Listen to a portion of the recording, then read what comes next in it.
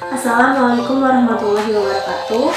Nama saya Anggun Rahmawati, NPM 1913031023. Di sini saya akan menjelaskan mengenai rangka konseptual suatu model dalam mata kuliah teori akuntansi.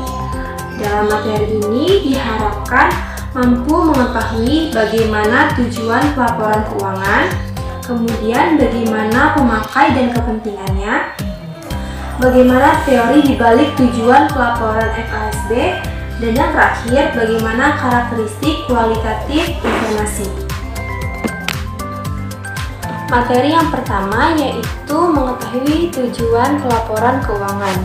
Tujuan pelaporan keuangan menentukan konsep-konsep dan prinsip-prinsip yang relevan yang akhirnya menentukan bentuk, isi, jenis, dan susunan statement keuangan. Untuk menurunkan tujuan pelaporan keuangan pihak yang dituju dan kepentingannya harus diidentifikasikan dengan jelas, sehingga informasi yang dihasilkan pelaporan keuangan dapat memuaskan kebutuhan internasional yang dituju. Dalam aspek sosial tujuan pelaporan keuangan, tujuan nasional dapat tercapai apabila kegiatan individual dengan berbagai motivasi untuk mencapai tujuan individualnya juga memaksimalkan tujuan negara. Bila akuntansi harus berperan dalam hal ini, maka tujuan pelaporan keuangan harus dipertimbangkan dalam konteks tujuan kegiatan sosial atau masyarakat dalam suatu negara. Menurut Bloom dan Elgers tahun 1995 menjelaskan ada 3 macam tujuan dari pelaporan keuangan. Yang pertama yaitu tujuan fungsional. Tujuan fungsional adalah tujuan masyarakat atau organisasi secara keseluruhan tanpa memperhatikan tujuan atau masing-masing individu di dalamnya. Yang kedua yaitu tujuan bersama.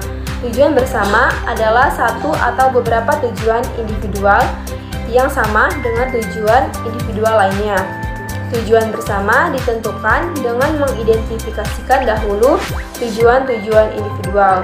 Selanjutnya, memilih tujuan individual yang sama untuk dijadikan tujuan kegiatan sosial.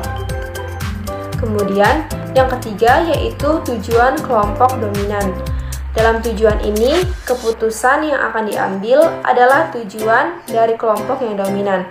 Kelompok yang dominan adalah kelompok yang memiliki pengaruh sangat kuat dalam pengambilan keputusan atau tindakan dari semua anggota masyarakat. Tujuan pelaporan keuangan FASB berdasarkan penyusuan tujuan pelaporan pada 3 aspek landasan pikiran, yaitu bahwa tujuan pelaporan keuangan ditentukan oleh lingkupan ekonomi, hukum, politis, sosial, tempat akuntansi itu diterapkan.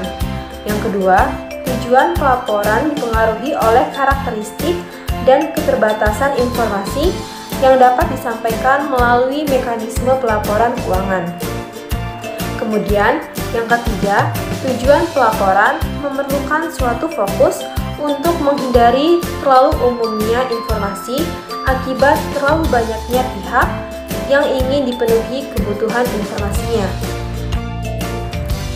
Isi tujuan utama dari pelaporan keuangan dalam rangka konseptual FASB yang pertama yaitu pelaporan keuangan harus menyediakan informasi yang bermanfaat bagi para investor dan kreditor dan pemakai lain dalam membuat keputusan-keputusan investasi, kredit, dan semacamnya. Informasi harus memadai tentang berbagai kegiatan bisnis dan ekonomi dan bersedia untuk mempelajari informasi dengan cukup. Kemudian yang kedua, pelaporan keuangan harus menyediakan informasi untuk membantu para investor dan kreditor dan pemakai lain dalam menilai jumlah dan ketidakpastian penerimaan kas mendatang dari penjualan, penebusan, atau jatuh temponya sekuritas atau pinjaman. Kemudian yang ketiga, pelaporan keuangan harus menyediakan informasi tentang sumber daya ekonomi suatu badan usaha terhadap sumber-sumber tersebut dan akibat-akibat dari transaksi, kejadian, dan keadaan yang mengubah sumber daya dari suatu badan usaha dan klaim terhadap sumber daya tersebut. Dalam penentuan tujuan merupakan suatu proses yang kompleks. Masalah penyusunan tujuan adalah menentukan siapa yang dituju, apa saja kepentingannya, seberapa luas atau banyaknya informasi yang diinginkan, sumber informasi yang tersedia, dan seberapa banyak informasi yang dapat dilayani melalui statement keuangan. Ada dua pendekatan dalam penentuan tujuan penyediaan informasi pelaporan keuangan. Yang pertama, menyediakan informasi untuk sehimpunan pemakai umum yang mempunyai bermacam-macam kepentingan keputusan. Yang kedua, menyediakan informasi untuk kelompok pemakai tertentu yang mempunyai kepentingan tertentu yang diketahui. Dengan pendekatan satu, pelaporan keuangan diarahkan untuk menghasilkan satu set data untuk berbagai pemakai dan kepentingan. Pemakai menyusun dan mengolah kembali data tersebut menjadi informasi yang relevan untuk keputusan atau kepentingannya. Pendekatan yang kedua berasumsi bahwa kebutuhan informasi dan model pengambilan keputusan para pemakai diketahui dengan pasti sehingga dapat disusun berbagai statement atau laporan khusus untuk melayani berbagai keperluan pengambilan keputusan tiap kelompok pemakai. Akuntansi mempunyai peran penting yang nyata dalam kehidupan sosial dan ekonomi. Informasi yang dihasilkan oleh akuntansi dapat mengendalikan perilaku pengambilan keputusan ekonomi untuk bertindak menuju suatu pencapaian tujuan sosial dan ekonomi dari suatu negara. Salah satu tujuan ekonomik negara adalah alokasi sumber daya ekonomi secara ekonomik sehingga sumber ekonomik yang menguasai hajat hidup orang banyak dapat dinikmati masyarakat secara optimal. Kebijakan pemerintah yang secara langsung mempengaruhi perilaku pengambilan keputusan ekonomi merupakan faktor penting dalam alokasi sumber daya ekonomi. Jadi, akuntansi hanyalah merupakan salah satu wahana untuk pengendalian alokasi tersebut.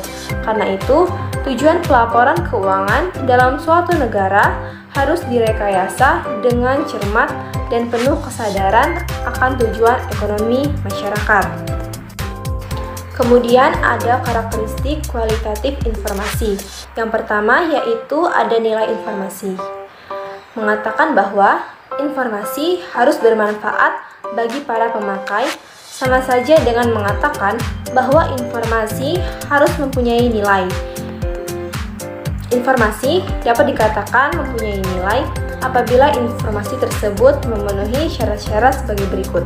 Yang pertama, yaitu menambah pengetahuan pembuat keputusan tentang keputusannya di masa lalu, sekarang, dan di masa datang. Yang kedua, menambah keyakinan para pemakai mengenai probabilitas realisasinya suatu harapan dalam kondisi ketidakpastian. Kemudian yang ketiga, yaitu mengubah keputusan atau perilaku para pemakai. Karakteristik yang kedua yaitu keterpahamian adalah kemampuan informasi untuk dapat dicerna dengan baik maknanya oleh pemakai. FASB menganalogikan informasi sebagai alat atau perkakas. Alat akan bermanfaat bagi para pemakai jika alat tersebut memang alat yang cocok atau tepat dan pemakai bersedia untuk belajar mengenai cara kerja alat tersebut. Kemudian, karakteristik yang ketiga ada keberpautan. Adalah kemampuan informasi untuk membantu pemakai dalam membedakan beberapa alternatif keputusan, sehingga pemakai dapat dengan mudah menentukan pilihan. Karakteristik yang keempat ada nilai prediktif, yaitu kemampuan informasi untuk membantu para pemakai dalam meningkatkan probabilitas bahwa harapan-harapan pemakai akan munculnya outcome suatu kejadian masa lalu atau yang akan datang. Karakteristik yang kelima ada nilai balikan, yaitu kemampuan informasi untuk dijadikan basis mengevaluasi apakah keputusan-keputusan masa lalu adalah tepat dengan datangnya informasi tersebut. Yang keenam adalah ketepatwaktuan, merupakan tersedianya informasi bagi pembuat keputusan pada saat dibutuhkan, sebelum informasi tersebut kehilangan kekuatan untuk mempengaruhi keputusan. Karakteristik yang ketujuh yaitu keterandalan, merupakan kemampuan informasi untuk memberi keyakinan bahwa informasi tersebut benar atau valid. Karakteristik yang kedelapan yaitu kenetralan, merupakan ketidakberpihakan pada grup tertentu atau ketakberbiasan dalam perilaku akuntansi. Karakteristik yang kesembilan yaitu keterbandingan, merupakan kemampuan informasi untuk membantu para pemakai mengidentifikasikan persamaan dan perbedaan antara dua perangkat fenomena ekonomi. Berikut merupakan elemen-elemen secara eksplisit yang diidentifikasi FASD, antara lain yang pertama yaitu aset, adalah manfaat ekonomi di masa datang yang cukup pasti yang diperoleh sebagai hasil transaksi atas kejadian masa lalu. Yang kedua yaitu kewajiban, adalah pengorbanan manfaat ekonomi di masa datang yang cukup pasti timbul dari keharusan menyerahkan jasa atau barang kepada pihak lain di masa datang sebagai akibat dari transaksi.